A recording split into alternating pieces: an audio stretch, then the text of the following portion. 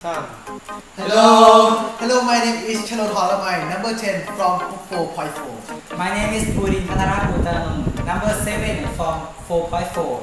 Hello, my name is Phatanong number 9 from 4.4. Hey Kim, what we gonna do today? Today we're gonna do a science experiment called a tornado in a bottle. Sounds so stressing.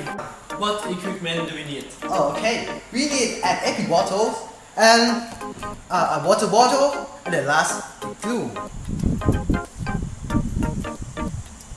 How to do the experiment? That's very easy.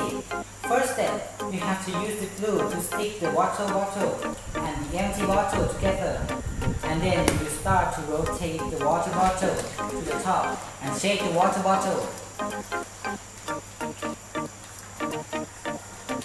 Wow! How can this happen? Because when the water drops down from the upper bottles, the bottle will replace the air in the lower bottle. And when the water starts to drop down, Kupa shake the bottle. That make water start spin and become the vortex. Like this. Okay. So today, this is our experiment. Thank you for watching and bye bye!